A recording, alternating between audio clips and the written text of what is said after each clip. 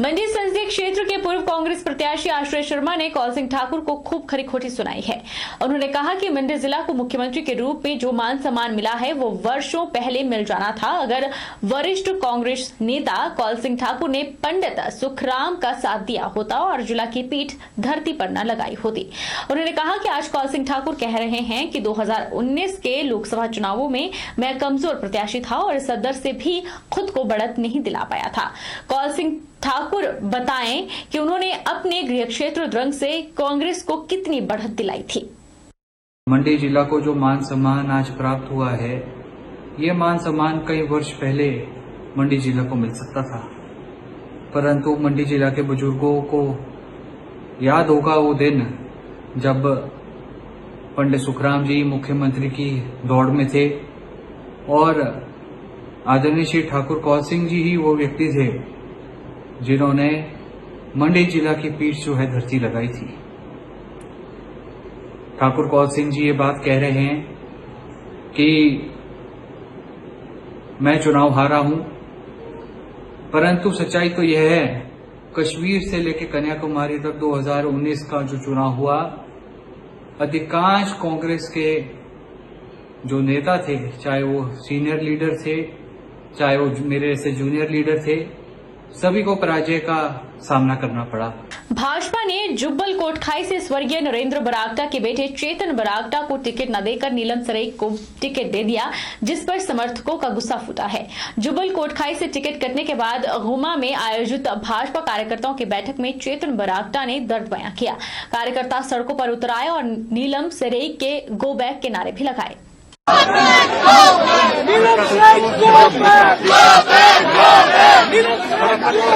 स्वर्गीय नरेंद्र बरागटा के बेटे चेतन बरागटा ने कहा कि पार्टी ने जुब्बल कोटखाई से ऐसे कैंडिडेट को टिकट दिया जिसने हर चुनाव में कांग्रेस की गोद में बैठकर पार्टी के खिलाफ कार्य किया। उधर जुब्बल कोटखाई में जितनी भी रैलियां, उद्घाटन और भाजपा मंडल के कार्यक्रम हुए उसमें उन्हें सबसे आगे रखा गया। उन्होंने ये भी कहा कि टिकट मुझे नहीं देना तो मत दो, लेकिन नीलम की जगह टिकट ऐसे कार्यकर्ता को दिया जाए जिसने पार्टी के लिए काम किया हो और जो पार्टी का कर्मठ कार्यकर्ता हो। चेतन बरागटा ने पार्टी को टिकट पर पुनर्विचार करने के लिए समय दिया था। टिकट न मिलने से नाराज पार्टी के कार्यकर्ताओं में भी गुस्सा देखने को मिला और उन्होंने सड़कों पर उतरकर नारेबाजी की और नीलम सरेई के गो बैक के नारे भी लगाए। की परिवारवाद और हमारी टिकट काट दी जाती है। ये नाइंसाफी हमारे जुब्बल नार कोटखाई क्षेत्र के जो कार्यकर्ता है, जिन्होंने दिन रात इस पार्टी को सींचा है, और हमारे जो नरेंद्र बरागटा जी जो हमारे आदर्श रहे हैं, जिन्होंने इस पार्टी को अपना सब कुछ दाव लगाकर इस जुब्बल नार क्षेत्र में अपना शिमला छोड़कर इस चुनाव क्षेत्र में एक जब हमारा एक वोट नहीं हुआ करता था, 4500 पे हम पैक हुआ करते थे। आज हमारा जुब्बल नार कोटखाई में 2 बार हम चुनाव जीते हैं। रामपुर बुशहर उपमंडल के तहत फूंजा पंचायत में ग्राम सभा के विरोध में ग्रामीणों ने एसडीएम को ज्ञापन सौंपा। ग्रामीणों ने प्रधान पर मनमानी करने के आरोप लगाए और विशेष ग्राम सभा की मांग भी उठाई है। विकासखंड रामपुर की नवगठित फूंजा पंचायत के ग्रामीणों का एक प्रतिनिधिमंडल एसडीएम रामपुर से मिला। उन्होंने पंचायत प्रधान पर कथित मनमानी करने के आरोप लगाए हैं। प्रधान ग्राम सभा के बहुमत को दरकिनार कर अपनी मर्जी से पंचायत भवन निर्माण करने की कोशिश कर रही है, जिस पर ग्रामीणों ने एसडीएम रामपुर यादवेंद्र पाल से उनकी अध्यक्षता में विशेष ग्राम सभा आमंत्रित करने की मांग की है। उपायुक्त को भेजे ज्ञापन में ग्रामीणों ने कहा कि 2 अक्टूबर को फूंजा पंचायत प्रधान की अध्यक्षता में बैठक आयोजित की गई थी, जिसमें वे एजेंडे को बिना चर्चा किए ही ग्राम सभा से पारित करवाने की कोशिश कर रही थी, जिसका ग्राम सभा में उपस्थित सदस्य बिहारी सेवगी, हरीश कुमार बिष्ट और अन्य ने बहुमत को नजरअंदाज किए जाने पर विरोध किया था। वो था पंचायत का भवन को कहाँ बिल्डिंग कहाँ बनानी है, क्योंकि वहाँ 2 जगह जमीन है, एक सरकारी जगह है, दूसरा कुछ ने पंचायत के लिए डोनेट किए।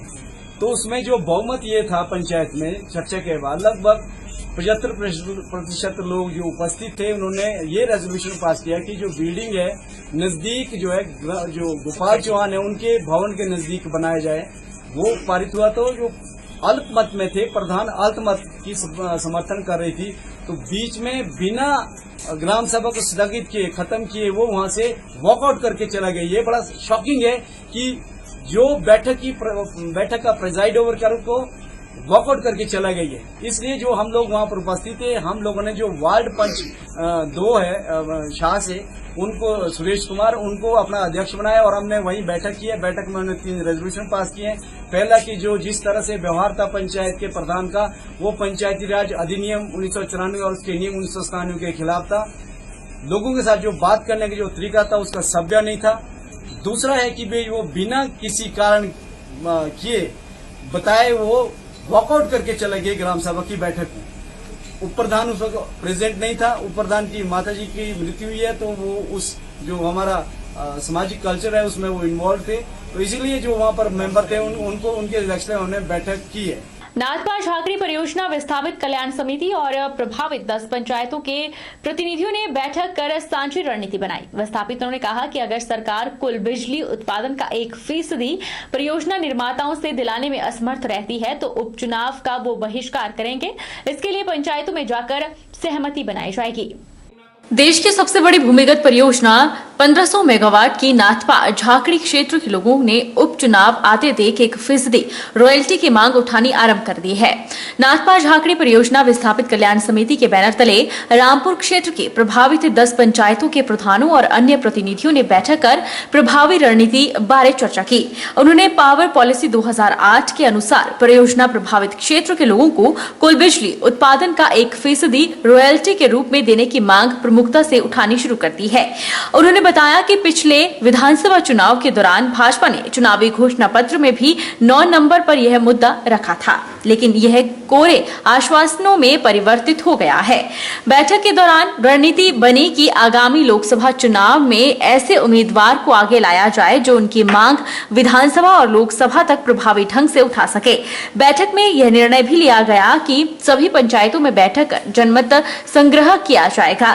उसके बाद जरूरत पड़ी तो उपचुनाव का बहिष्कार किया जाएगा और उनकी मांग रहेगी कि जब तक 1500 मेगावाट की देश की सबसे बड़ी भूमिगत परियोजना से रॉयल्टी के रूप में मिलने वाला हिस्सा नहीं मिलता है, तब तक लोग विरोध करते रहेंगे।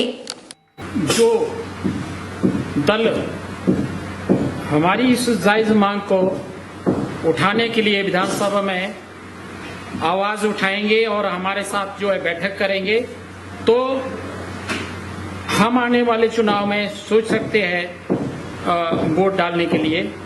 नहीं तो आने वाले समय में इस बार तो इस चुनाव में सभी पंचायतें जो है सभी कल्याण समिति के और विस्थापित लोग जो है चुनाव का बहिष्कार करने से नहीं हटेंगे।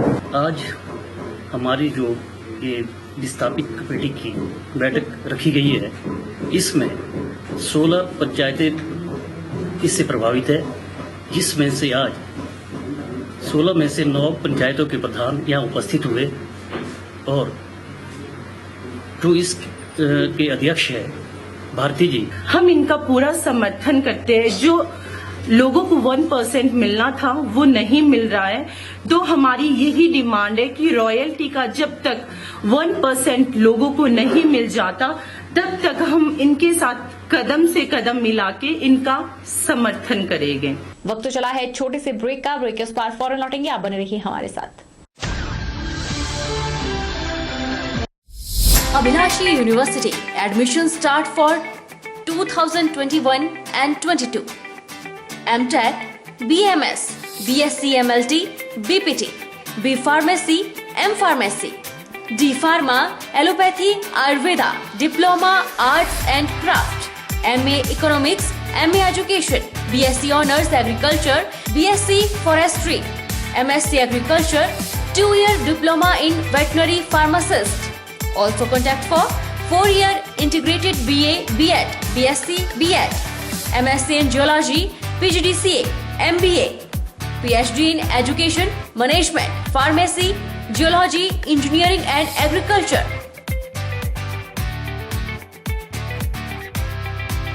Contact for admission. Abhilashi University, Chalchok, District Mandi, Himachal Pradesh.